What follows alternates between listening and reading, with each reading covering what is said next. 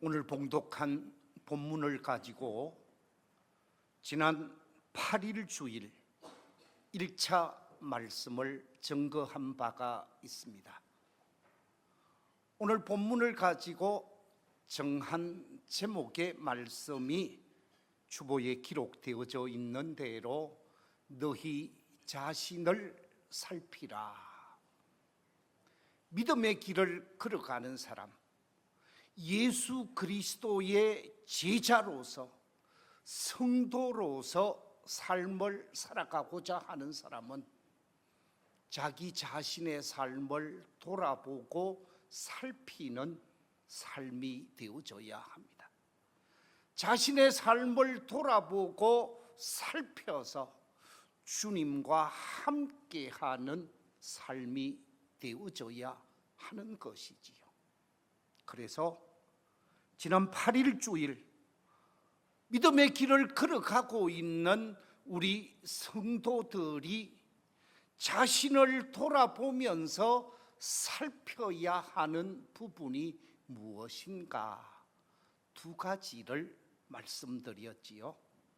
제일 첫 번째 드린 말씀은 나는 예수님의 사람, 하나님의 사람으로서 주님을 따르고 주님을 본받고자 하는 데 있어서 정말 잘 따라가고 있는지, 주님을 온전히 본받으며 주님을 따르고 있는지, 특별히 주님의 화평함을 쫓아가고 있는지, 주님의 거룩함을 따라가고 있는지 우리 자신을 돌아보며 살펴야 한다라고 말씀을 드렸습니다.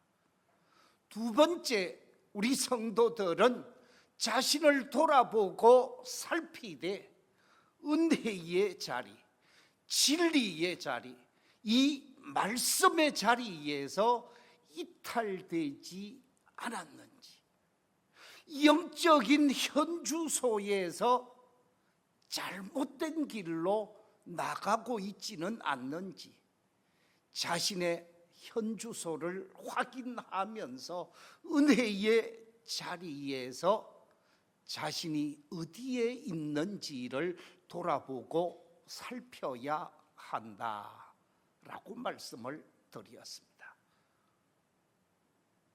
오늘 이 본문 속에서 하나님께서는 우리 자신을 돌아보고 살피되 세 번째 무엇을 돌아보고 살피라고 말씀하고 있는가?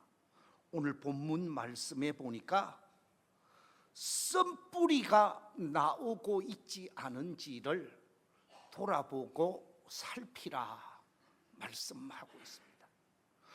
우리의 마음 속에서 씀뿌리가 나오게 되어지고 그 씀뿌리가 주변을 황폐하게 하고 주변을 불행하게 하고 있지 않는지 우리 자신을 돌아보고 살피라는 말씀입니다. 오늘 본문 15절에 이렇게 기록되어져 있습니다. 또 쓴 뿌리가 나서 괴롭게 하여 많은 사람이 이로 말미암아 더럽게 되지 않도록 하라. 쓴뿌리가 나오게 되어지고 그 쓴뿌리로 인해서 자신뿐 아니라 자신과 더불어 함께 살고 있는 공동체 속에 더럽게 되지 않도록, 속되게 되지 않도록 돌아보라 라고 말씀하고 있습니다. 여기서 말하고 있는 쓴 뿌리가 무엇인가? 이 쓴 뿌리에 관해서 유명한 학자들은 어떻게 해석하고 있는가? 제가 몇 가지 주석을 한번 확인해 보았는데 전 세계 속에서 알아주는 학자 중에 제 방에도 많은 책이 전질로 엄청난 분량의 책을 쓴 윌리엄 바클레이라고 하는 박사가 있습니다. 이 윌리엄 바클레이는 썬뿌리에 관해서 어떻게 규정하고 있는가? 하나님이 아닌 우상과 다른 신들을 섬기게 하는 것을 썬뿌리라고 규정을 하고 있습니다. 그런가 하면 성서학에 권위가 있는 존 브라운 박사는 부정한 행위, 잘못된 생활 습관을 일컬어서 썬뿌리라고 설명을 하고 있습니다. 그런가 하면 우리 한국이 낳은 목회자요, 신학자요, 주경학자인 대구 제1교회 이상근 목사님, 대구 제1교회를 일평생 섬기면서 주석을 쓰신 이상근 박사는 교회 속에 있는 신앙인의 잘못된 삶의 모습을 썬뿌리라라고 규정을 하고 있습니다. 우리 교단뿐만 아니라 합동측에서 대표적인 주석학자는 박윤선 박사이지요. 박윤선 박사는 이 썬뿌리를 어떻게 보았는가 확인해 보니까 그릇된 교훈을 엄밀하게 전파하는 이단 세력들이라 영적인 측면에서만 썬뿌리를 해석하고 있는 것을 보았습니다. 제가 이분들의 생각, 제 자신의 생각을 모아서 저는 썬뿌리를 이렇게 해석하고 싶습니다. 잘못된 신앙과 독선에 빠져서 하나님의 영광을 가리는 모든 행위를 비롯해서 교회와 사회 속에 해악을 끼치는 신앙인의 일체의 은행이 썬뿌리라고 말하고 싶습니다. 교회 속에서뿐만 아니라 세상 속에서도 빛이 되지 못하고 소금이 되지 못하고 향기가 되지 못하고 세상 속에 많은 사람들에게 상처를 주고 교회를 외면하게 하는 것은 그것이 유형의 것이든 무형의 것이든 하나님이 기뻐하지 않는 썬뿌리로 저는 보고 싶습니다. 사도 바울이 쓴 갈라디아서 5장에 보면 썬뿌리에 관해서 이렇게 기록을 하고 있습니다. 음행과 호색을 비롯하여 우상 숭배와 원수를 맺는 것, 그리고 분쟁하고 시기하고 분내고 당짓는 것을 비롯해서 투기하고 술 취하여 방탕한 생활을 하는 것이 성도에게 있어서는 그것이 바로 뭐라고요? 썬뿌리라라고 표현을 하고 있습니다. 하나님이 기뻐하지 않는 그릇된 삶의 모습은 바로 썬뿌리와 같은 것이라는 거지요. 그렇습니다. 예수 믿는 믿음의 사람들, 예수님을 닮고자 하고 예수님의 사람으로 삶을 살고자 하는 사람은 내 속에 썬뿌리가 나와서 내 아내를 힘들게 하지 않는지, 내 남편을 어렵게 하고 있지 않는지, 교회 속에서 함께하는 성도들을 힘들게 하고 있지 않는지 우리 자신을 살펴야 한다 하는 말씀입니다. 이 썬뿌리는 시대마다 계속 보여지는 것을 발견하게 되어집니다. 출애굽한 이스라엘 백성들이 홍해를 건너서 광야 생활을 40년간 하게 되어집니다. 그런데 이 광야 생활을 이어가게 되어지는데 그 광야 생활 속에서 지도자 모세는 참 힘겨운 지도자의 길을 걸어가고 있었습니다. 그런데 그 힘겨운 지도자로 역할을 감당하고 있는데 썬뿌리 집단이 나오게 되어집니다. 그들이 누굽니까?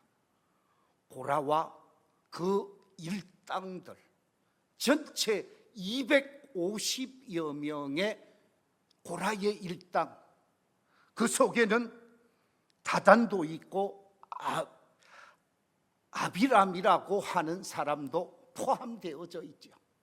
약 250여 명이 지도자 모세를 향하여 쓴뿌리로서 백성들을 혼란하게 하는 모습이 되어지고, 결국은 하나님께서 땅을 벌리게 하고 그 속에 그들을 다 제거해버리는, 있어서 안 될 사건이 일어나는 모습을 보게 되어집니다. 쓴뿌리는 결코 하나님께서 기뻐하지 않는 것이지요. 그런데 시대마다 없잖아 있었습니다. 심지어 하나님의 사람 엘리야 시대, 갈멜산에서 불을 내려서 살아계신 하나님을 증명시켰던 엘리야 시대에는 쓴뿌리의 역할을 했던 사람이 그 나라의 왕 아합과 그의 부인 이세벨이었습니다. 아합과 이세벨이 선지자 엘리야가 사명을 감당하며 주의 사역을 감당함에 있어서 쓴뿌리가 되어져서 꼼짝을 못하게 하고, 여호와의 신앙을 증거하는 여호와의 선지자들을 다 죽이는, 감옥에 가두는 어려움이 없잖아 있었습니다. 예수님 시대에는 없었습니까? 예수님께서 복음을 증거하고 천국을 이 땅에 펼치고자 하셨을 때 예수님의 사역을 가장 앞장서서 반대했던 사람들이 있는데, 그 사람들은 이스라엘 민족의 지도자, 서기관들, 바리새인들, 제사장들, 종교적 기득권을 가지고 있으면서 예수님의 사역을 철저하게 반대했죠. 그래서 예수님이 뭐라고 얘기를 하셨습니까? 바리새인들의 무엇을 주의하라고요? 누룩을 주의하라고 그랬습니다. 그 바리새인들의 누룩이 무엇이었습니까? 형식주의를 지적했고 외식주의를 지적한 바가 있습니다.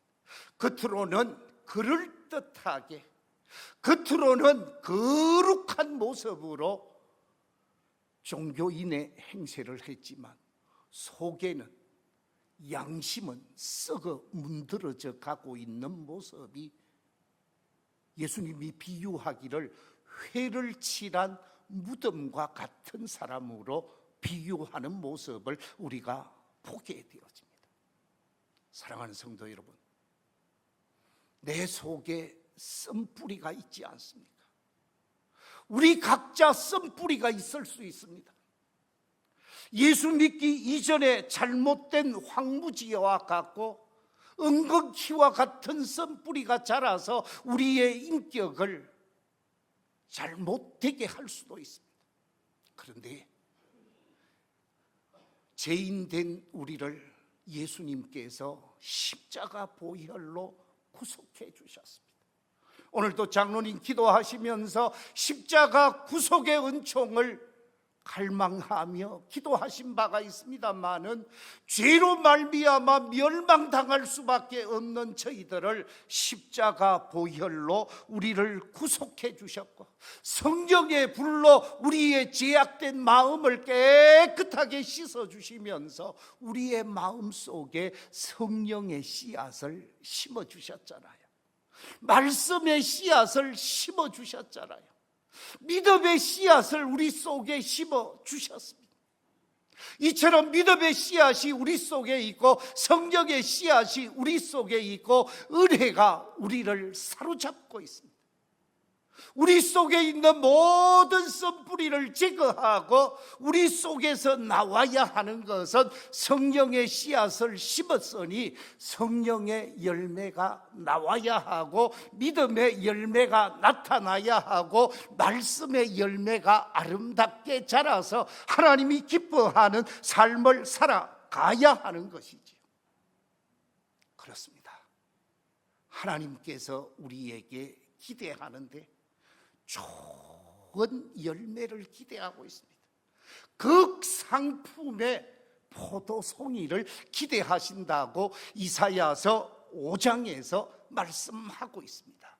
이사야 5장 1절 2절에 이렇게 기록하고 있습니다. 우리 스크린의 말씀을 같이 한번 읽어보겠습니다. 시작. 나는 내가 사랑하는 자를 위하여 노래하되 내가 사랑하는 자의 포도원을 노래하리라.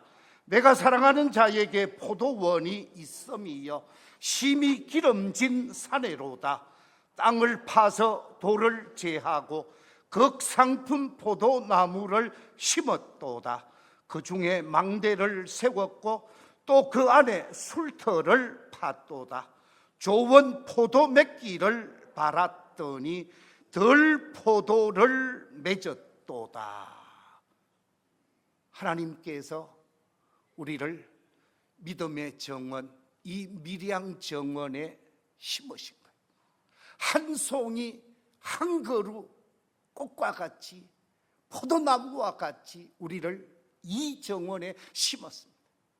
우리를 향하여 하나님께서는 심어놓고 아름다운 열매, 극상품의 포도송이를 기대하고 있는데 극상품의 포도가 아니라 들포도, 쓸모없는 포도가 열리게 되어지면 하나님의 마음이 얼마나 아프겠습니까?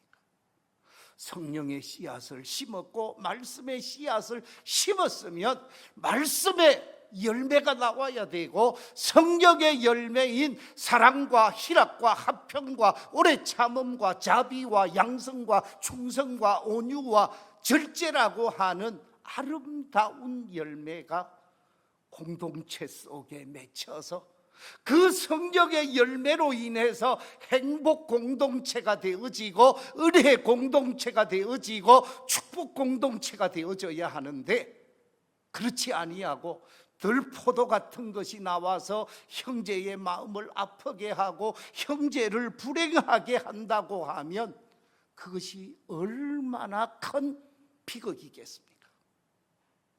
사도 바울은 고린도전서 10장 32절 33절에서 우리에게 이렇게 강조하고 있습니다. 유대인에게나 헬라인에게나 하나님의 교회에나 그치는 자가 되지 말고 나와 같이 모든 일에 모든 사람을 기쁘게 하여 자신의 유익을 구하지 아니하고 많은 사람의 유익을 구하여 그들로 무엇을 받게 하라고요? 구원을 받게 하라. 세상 속에서든 교회 속에서든 걸림돌이 되지 말라는 거예요. 걸림돌이 되어지지 말고 썬뿌리가 되어져서 넘어지게 하고 상처받게 하고 실족하게 하지 않도록 하라는 것입니다. 우리의 모습, 우리의 말, 우리의 행동 속에서 행여 내 속에 썬뿌리가 있지 않는가 우리가 돌아보아야 합니다. 그 썬뿌리, 그것이 많은 사람을 아프게 할 수 있고 불행하게 할 수가 있다라는 말씀이죠. 갈라디아서 6장 1절에서는 이렇게 말씀하고 있습니다. 형제들아, 사람이 만일 무슨 범죄한 일이 드러나거든 신령한 너희는 온유한 심령으로 그러한 자를 바로잡고 너 자신을 살펴보아 너도 무엇을 받을까 두려워하라? 시험을 받을까 두려워하라. 저 사람이 잘못된 썬뿌리를 보여주고 있으면 그 사람을 보고 자기 자신이 교훈을 받으라는 거죠. 저 사람이 문제 있는 삶을 살면 나는 그렇게 하지 아니하리라. 마음으로 다짐하면서 썬뿌리를 볼 때마다 나는 저렇게 하지 아니하리라. 나는 예수님을 닮고 예수님의 모습을 쫓아가리라. 다짐하게 되어지고 그 길을 걸어가는 사람이 복 있는 사람이라는 말씀입니다. 그렇습니다. 이스라엘 백성들이 애굽을 탈출하고 가나안 약속의 땅 가나안에 가기 위해서 광야 생활 힘든 40년을 견뎌왔습니다. 그리고 또 하나의 강 요단강을 건너가게 되어지고 그리고 약속의 땅 가나안으로 들어가게 되잖아요. 그런데 가나안 땅을 향하여 들어가는데 큰 난곡불락의 도성을 만나게 되어집니다. 그 성이 무슨 성입니까? 한양성이 아니고 여리고성입니다. 그 여리고성을 하루에 한 바퀴 7일째는 7바퀴를 돌아서 고함을 치니까 와르르 무너졌습니다.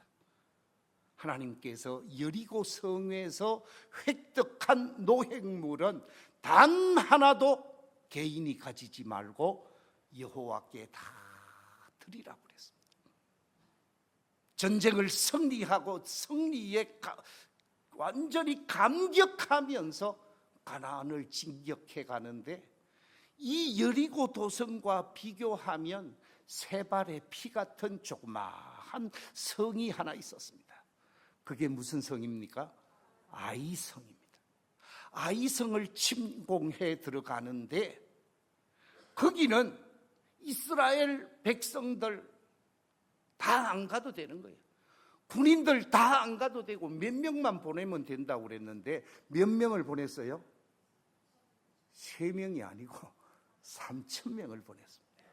그런데 3,000명을 보냈는데 역습 받아가지고 매복해 있던 사람이 역습을 해서 다 도망을 칠 수밖에 없었습니다.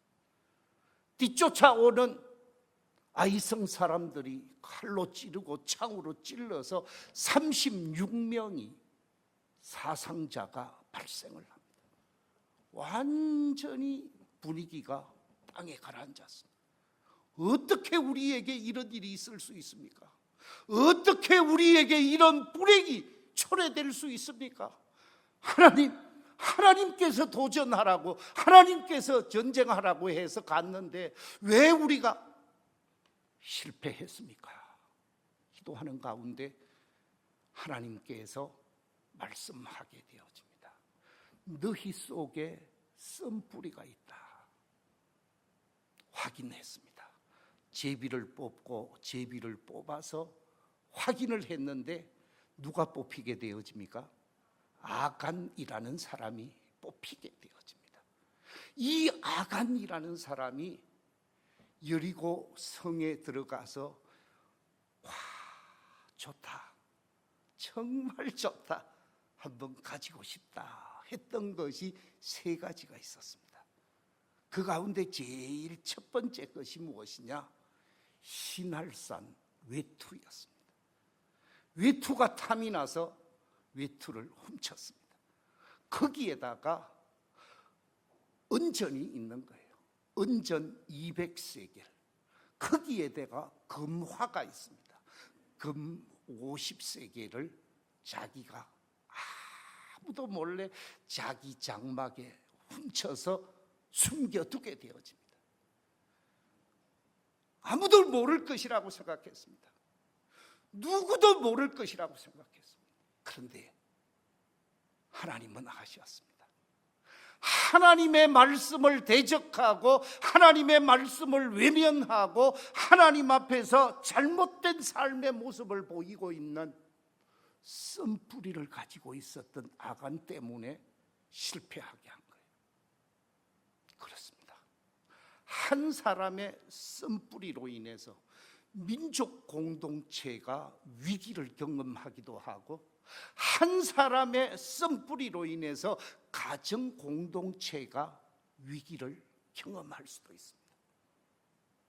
내 속에는 씀뿌리가 없는가? 우리는 돌아보아야 한다는 말씀입니다. 그래서 내 속의 씀뿌리를 성령의 은혜로 말씀의 능력으로 제거해서 온전한 하나님의 사람이 되어져서 하나님을 기쁘시게 할 수 있는 복 있는 성도들이 다 되시기를 주의 이름으로 축원합니다. 네 번째, 우리 자신을 돌아보고 살펴야 하는데, 성도들은 자신을 돌아보고 살피되 무엇을 살펴야 하는가?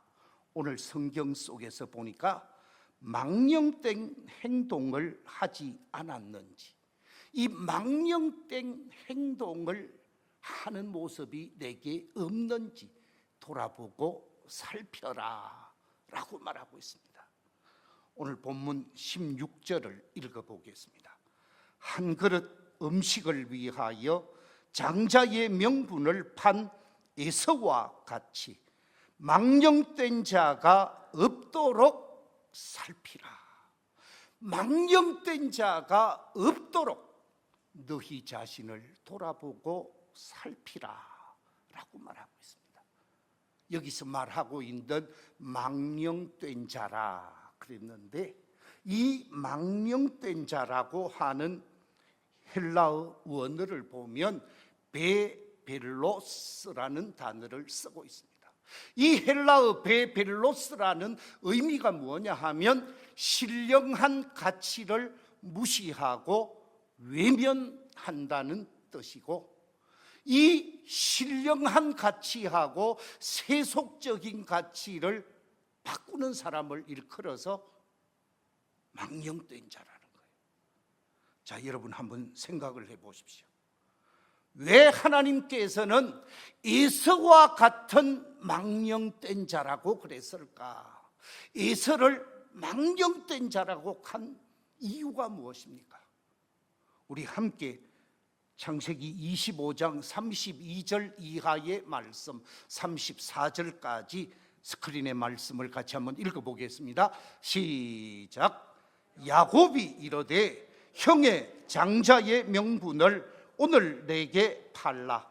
에서가 이르되 내가 죽게 되었으니 이 장자의 명분이 내게 무엇이 유익하리요? 야곱이 이르되 오늘 내게 맹세하라. 에서가 맹세하고 장자의 명분을 야곱에게 판지라. 야곱이 떡과 팥죽을 에서에게 주매 에서가 먹으며 마시고 일어나 갔으니 에서가 장자의 명분을 가볍게 여김이었더라. 장자권을 가볍게 여겼다고 그랬습니다. 여러분, 장자권이라는 말의 의미가 무엇이겠습니까? 가정 속에서 장자권을 가졌다, 그 말은 가문의 대를 이어가는 사람에게 장자권을 가진 자라고 얘기를 합니다. 뿐만 아니라 조상의 뜻, 조상의 정신, 가문의 정신을 잘 받들어가는 사람을 장자권을 가진 사람으로 인정을 하게 되어집니다. 그런데 여러분, 이 에서가 누구의 손자지요? 아브라함의 손자입니다. 이삭의 아들입니다. 아브라함의 하나님, 이삭의 하나님, 그 다음에 누구의 하나님이라고 그래야 돼요? 에서의 하나님 이래야 되잖아요. 그런데 에서의 하나님이라고 말하지 아니하고 아브라함의 하나님, 이삭의 하나님, 그 다음에 누구의 하나님? 야곱의 하나님이라고 그래요. 왜? 장자권을 버려버렸어요. 야곱이 그 장자권을 가졌어요. 한번 생각해 보십시오. 신령한 가치를 세속의 가치하고 바꾸어 버리는 사람, 그 사람은 어떤 사람이라고요? 망령된 짓을 하는 사람이라는 거예요. 망령된 짓을 하는 사람은 존귀한 가치를 쓸데없는 것과 뒤바꾸는 사람이라는 거라. 우리가 어떻습니까? 이 세상에 살면서 정말 중요한 가치, 정말 고귀한 가치, 돈으로 계산할 수 없는 믿음의 가치, 진리의 가치를 한 푼의 세상 돈으로 뒤바꾸고 우습게 여기는 삶을 살고 있지는 않는지 우리 자신을 한번 돌아보아야 할 것입니다. 오늘 성경에서 분명하게 망령된 행동을 하지 않았는지 자신을 돌아보고 살펴서 자기 자신을 바로 세우는 그 사람은 복된 삶을 살 수가 있습니다. 하나님이 책임져 주시고 하나님이 축복하고 하나님이 잘되게 하시는 삶을 살 수가 있지만 망령된 행동을 깨닫지 못하고 제 갈 길을 가게 되어지면 그 사람은 불행해지는 것입니다. 고대 중국에 양나라라고 하는 나라가 있었지요. 이 양나라의 유명한 장수 가운데 왕은장이라는 사람이 있었습니다. 아마 여러분은 왕은장은 몰라도 그가 한 말은 알 것입니다. 그가 어떤 말을 했느냐? 적군에게 체포되어졌습니다. 생명의 위기를 경험합니다. 그런데 이 생명을 담보로 해서 자신을 회유하려고 할 때 왕은장이 뭐라고 얘기했는 줄 아십니까? 바로 써있는 저 말씀, 호사유피요 인사유명이라. 무슨 뜻입니까? 호랑이는 죽어서 무엇을 남기고? 가죽을 남기고, 사람은 죽어서 무엇을 남긴다고요? 이름을 남기는 거예요. 그 이름이 명예로운 이름이 되어야 하고, 그 이름이 자랑스러운 이름이 되어야 하고, 그 이름이 존귀한 이름이 되어져야 하는 거잖아요. 역사 속에 부끄러운 이름이 되어져서야 되겠습니까? 아테네의 유명한 철인, 철학의 아버지로 규정되어져서 전 세계가 그분을 존경하게 되어지는데, 그분이 누구냐?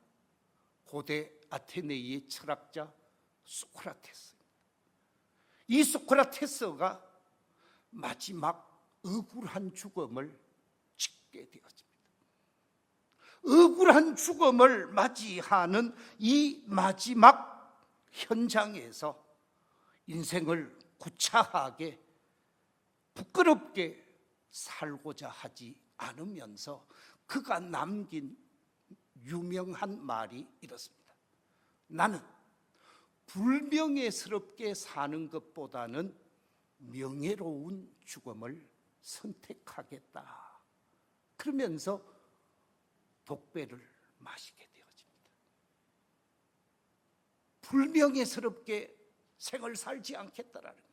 부끄러운 인생을 살지 않겠다라는 거예요. 이런 철학자도, 신학을 공부하는 사람이 아니라 인간 철학자도 불명예를 부끄럽게 여겼는데, 신학을 공부하고 예수님을 따라가고 신앙인으로 삶을 살아가는 우리 그리스도인들, 성도들이 내 속에 부끄러움이 있다고 한다면, 부끄러운 삶을 살아가고 있다고 하면 그것이 얼마나 수치스러운 것이겠습니까? 영국인에게 있어서 최고의 영예가 여러분들 무엇인지 아시죠? 영국의 대단한 정치가, 영국의 최고의 지도자들, 그들이 꼭 묻히기를 소원하는 곳이 있습니다. 그곳이 어딘 줄 아세요? 영국 런던에 있는 웨스트민스터 대사원입니다. 교회라는 거예요. 교회 지하에 묻히는 것이 일소원입니다. 얼마 전에 영국 여왕이 세상을 떠나서 어디에 묻혔어요? 웨스트민스터 사원에 묻혔습니다. 거기는 영국 의회가 평가를 해서 허락을 해야 거기 묻힐 수 있습니다. 아무라도 묻히는 곳이 아니라는 거예요. 영국인이라면 가장 소원하는 것이 웨스트민스터 사원에 들어가는 것이라고 합니다. 운동을 하는 운동선수에게 있어서 최고의 소원이 무엇이겠습니까? 올림픽에서 무엇을 따는 거예요? 금메달을 목에 거는 것일 것입니다. 우리 성도들의 최고의 소원이 무엇입니까?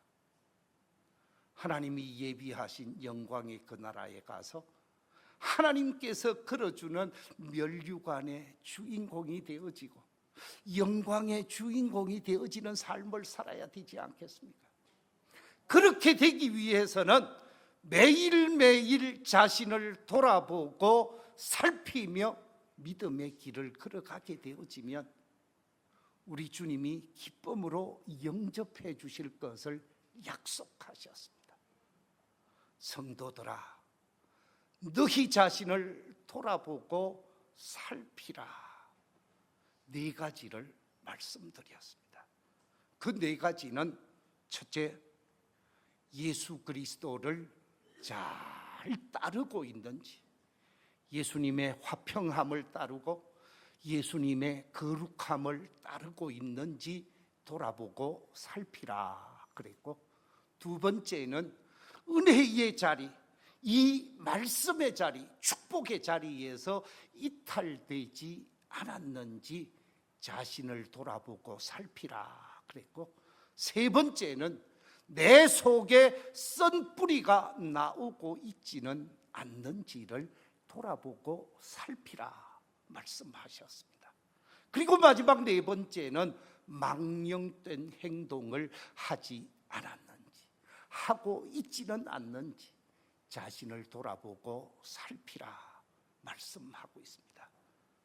2주간에 걸쳐서 함께 나눈 이 말씀처럼 우리 자신을 돌아보고 살펴서 늘 하나님 앞에 바르게 서서 믿음의 길을 걸어가는 복 있는 성도들이 다 되시기를 주의 이름으로 축원합니다.